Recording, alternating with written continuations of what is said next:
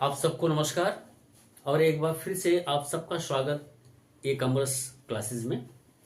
और इसके साथ साथ एक और बात कहना चाहूँगा आप लोगों से कि लाइफ के दो ही फेज होते हैं, या तो खूब खुश रहिए या खूब दुखी रहिए।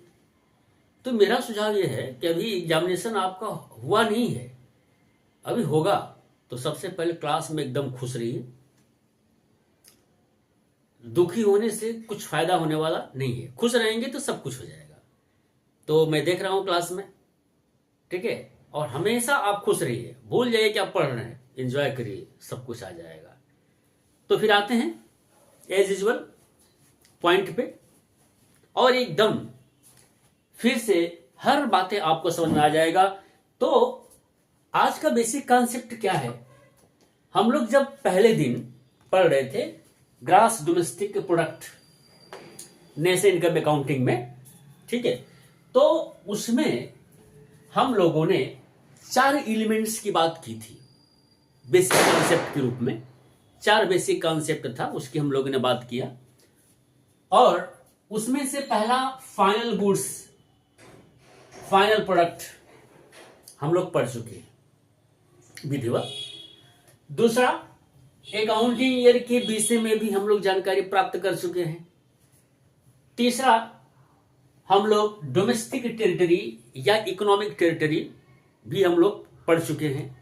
आज हम लोग बात करेंगे चौथा एलिमेंट, चौथा basic concept gross domestic product की मीनिंग के तहत, और वह है कि प्रोडक्ट एट फैक्टर कास्ट और प्रोडक्ट एट मार्केट प्राइस।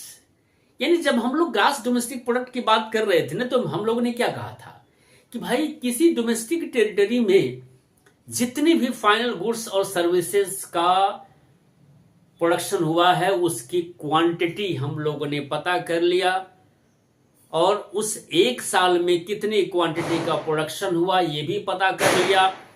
अब उसका वैल्यूएशन करेंगे, और वैल्यूएशन दो ही तरह से हो सकता है, या तो फैक्टर कास्ट के थ्रू या मार्केट प्राइस के थ्रू। बस आज का यही बेसिक कॉन्सेप्ट है ना, टॉपिक नहीं, बेसिक कॉन्सेप्ट। जैसा कि मैंने कहा कि अगर हम लोग बेसिक कॉन्सेप्ट पकड़ लेते हैं ना, हर चीज आपको समझ में आ जाएगा। तो चलिए शुरू करते हैं, एकदम जो होता है उसी की बात करेंगे। तो ऐसे में हम जानते हैं कि कोई भी प्रोड्यूसर अगर गुड्स का प्रोडक्शन करेगा, है ना, मान लीजिए आप पेन का इस्तेमाल करते हैं, मैं मार्कर का इस्तेमाल करता हूं, ठीक है, तो जिस फैक्ट्री में मार्कर का प्रोडक्शन होता होगा, तो इस मार्कर के प्रोडक्शन में जो कुछ भी लगा होगा, मार्कर का प्रोड्यूसर इसका पहले पता कर लेगा कि इसको बनाने में कुल कितना खर्च हुआ है। और being as students of commerce हम लोग जानते हैं कि मार्कर क्या, किसी भी गुड्स के प्रोडक्शन में क्या क्या लगता है, तो हम लोग ये बात अच्छे से जानते हैं। अगर मान लीजिए एक ऐसे व्यक्ति से जिसको कॉमर्स नहीं मालूम है या नहीं पढ़े हैं, उनसे पूछेंगे तो काउंट करेंगे, ये लगता है, ये लगता है, ये लगता है। आप सब जानते हैं कि केवल 4 ही फैक्टर होते हैं, 4 ही इनपुट होते हैं जो लगता है। अब वो क्या क्या लगता है भाई? उसमें पहला जो फैक्टर है वो लैंड। ओके, तो आपने लैंड को हायर किया, ठीक है, तो जिससे हायर करेंगे वो आपको तब यूज करने के लिए देगा जब उसके बदले में उसको पे करेंगे, और वो जब रिसीव करेगा तो उसको कहते हैं रेंट। आपने पेमेंट किया ओनर ऑफ द लैंड को, जमीन के मालिक को, और जब उसके हाथ में वो पैसा आया तो उसको कहा जाता है रेंट। लेकिन खर्च तो आपने किया ना, और मान लीजिए इसको बनाने में खर्च हुआ, यानी रेंट के रूप में 20 रुपया आपने दिया उसको। दूसरा फैक्टर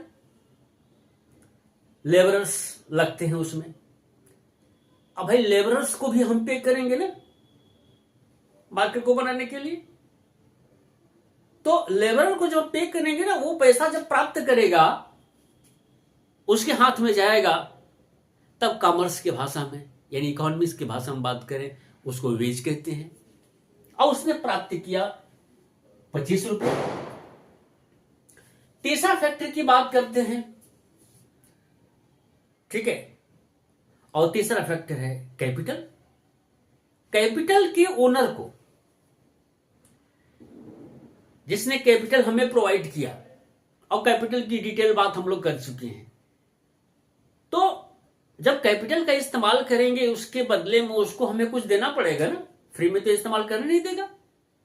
तो हमने जो दिया कैपिटल के ओनर का, कैपिटल के मालिक का, ये इनकम हो गया, हमारा तो खर्च हो गया बीइंग एज ए प्रोड्यूसर, और हमने उसको दे दिया 35 रुपीज।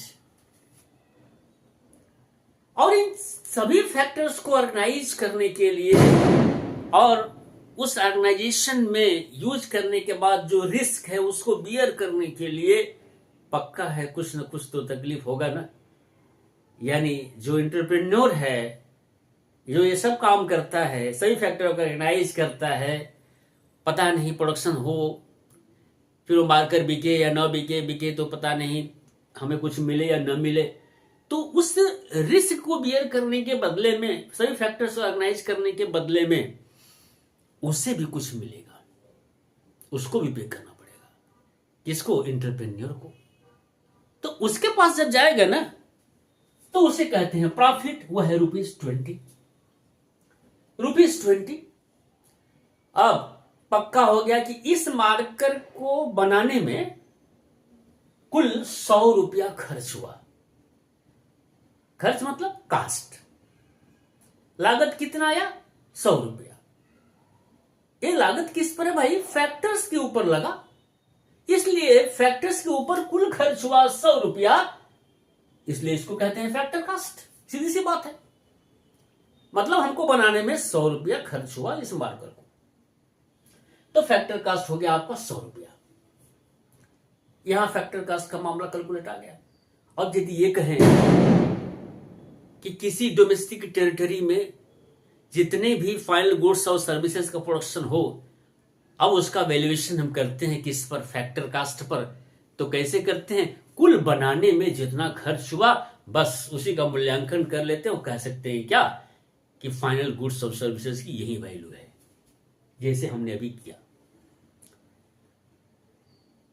एक फर्म करी और उसके बाद जितनी भी फर्म्स हैं, जितनी भी फैक्ट्रीज हैं, सबका करिए, सब निकल जाएगा।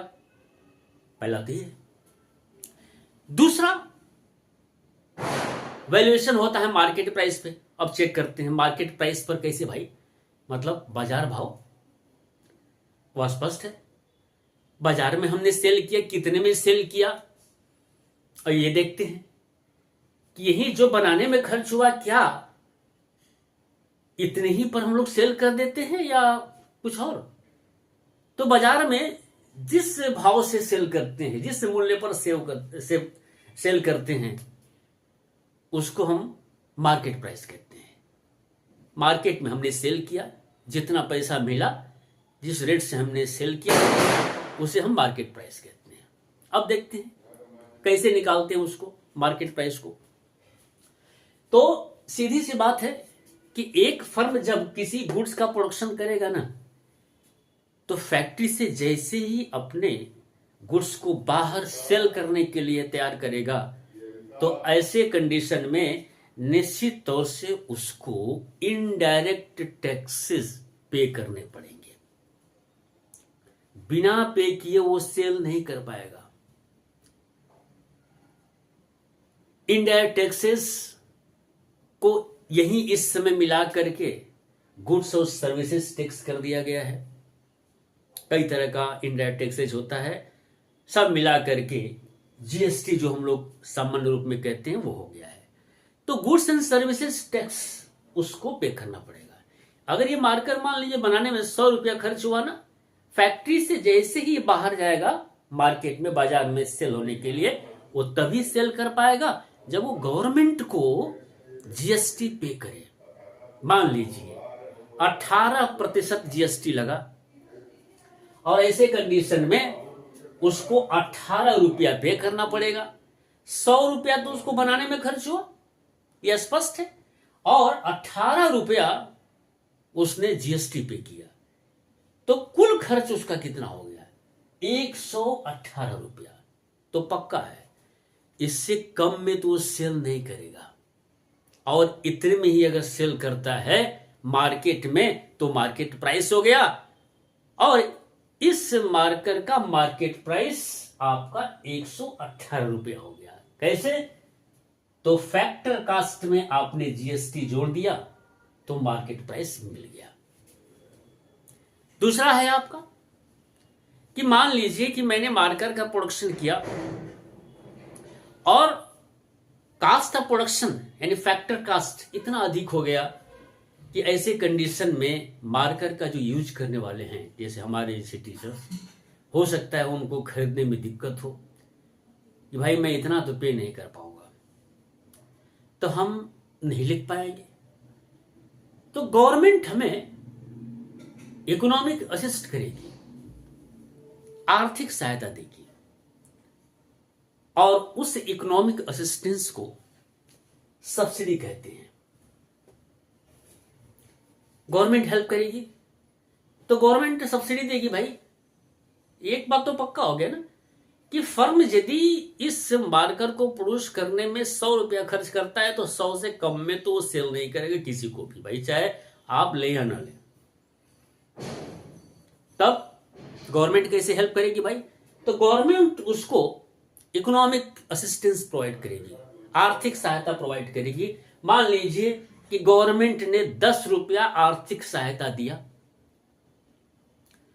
अब 10 रुपया दिया, देखिए कैसे, ये तो 100 रुपये में सेल करेगा फर्म, इससे कम में नहीं। तो गवर्नमेंट मेरे बिहाफ आप 10 रुपया इस प्रोड्यूसर को पे करेगा। हम कितना पे किए? केवल 90 रुपया। मैं कौन हूं? कंज्यूमर हूं। यानी मार्केट में जो प्राइस हमने दिया उसने लिया वो केवल 90 रुपीज, 90 रुपया हुआ। बनाने में खर्च कितना हुआ? 100 रुपया हुआ। तो हमें 90 में ही कैसे मिल गया जबकि बनाने में 100 रुपया खर्च हुआ? तो 10 रुपया सहायता दिया सब्सिडी के फॉर्म में। कौन? गवर्नमेंट। किसको? हमको। और मेरे बिहाफ किसको पे किया? फर्म को पे किया। तब मार्केट प्राइस कितना हो गया? 90 रुपीज हो गया।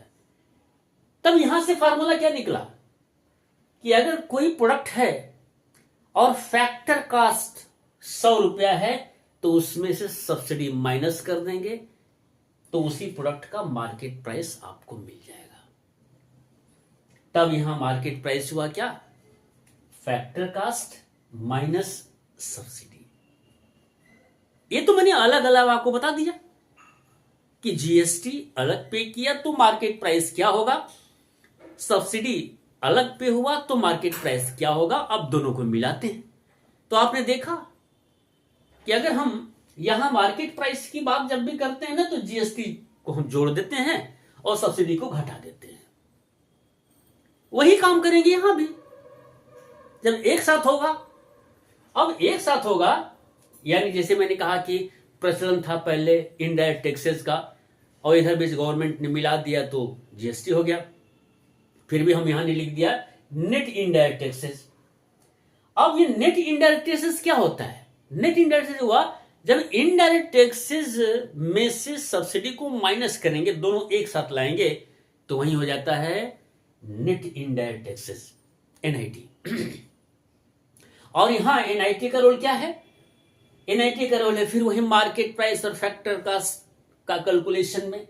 यानी अगर हमारा जो प्रोडक्ट या मार्कर है फैक्टर कास्ट 100 रुपया लगा इसको बनाने में, तब इस 100 रुपए में एनआईटी नेट इनडायरेक्ट टैक्स से जब जोड़ देंगे तो आपको मिल जाएगा मार्केट प्राइस। काम वही हुआ है जैसे यहां हुआ था। यहां हमने जीएसटी को क्या किया था? जोड़ा था। यहां भी हमने जीएसटी को देखिए जोड़ा है 18 रुपया। यहां सब्सिडी को माइनस किया है, यहां भी हमने सब्सिडी को माइनस किया है। बस अंतर है कि दोनों एक साथ हो गया। तब जब दोनों पेमेंट हमें करना पड़ा, यानी एक तो टैक्स के रूप में और गवर्नमेंट ने हमको दिया, दोनों को जब मैंने एक साथ ले दिया तो मार्केट प्राइस वही 108 रुपया हो गया। तब ऐसे कंडीशन में इनडायरेक्ट टैक्सेस या जीएसटी और सब्सिडी दोनों एक साथ अगर दिया हुआ है तब कंफर्म है कि एनआईटी होता है, यानी IT minus indirect taxes minus subsidy. और ऐसे में कोई भी प्रोडक्ट है अगर फैक्टर कास्ट पर है तो उसमें आप एनआईटी जोड़ेंगे तो आपको मिल जाएगा क्या, मार्केट प्राइस। और इसी का अपोजिट हो जाएगा, यानी अगर आपने वैल्यूएशन किया है मार्केट प्राइस पे, मार्केट प्राइस कितना है 108 रुपया, तो उसमें से आप नेट इनडायरेक्ट टैक्सेस माइनस कर देंगे तो उसी प्रोडक्ट का आपको मिल जाएगा फैक्टर कास्ट। तब यहां पर एनआईटी मतलब आईटी माइनस सब्सिडी, यानी 18 में से 10 माइनस करने कितना 8 हुआ। फैक्टर कास्ट पर मूल्य कितना, मार्केट प्राइस में कितना था 108 रुपया था, तो 108 रुपये में से 8 रुपया माइनस करेंगे तो उसी प्रोडक्ट का उसी मार्कर की वैल्यू फैक्टर कास्ट पर आपका 100 रुपया हो जाएगा। इस तरह से हम कैलकुलेट करते हैं किसी भी प्रोडक्ट का मार्केट प्राइस पर कितनी वैल्यू होगी और फैक्टर कास्ट पर कितनी वैल्यू होगी। और मैं एक बात आज आपसे कहना चाहूंगा कि हम लोगों का उद्देश्य, ई कॉमर्स क्लासेस का उद्देश्य होता है सिंपली बिना किसी टेंशन का सभी कॉन्सेप्ट आप तक पहुंचाना। इसलिए अगर कहीं भी आपको लगे कि समझ में नहीं आया किसी टॉपिक के विषय में, कोई और जानकारी अगर लेनी भी है तो आप कमेंट करिए, बिल्कुल हेजिटेट मत करिए, हम हर तरह से आपका सहयोग करेंगे। Thank you so much.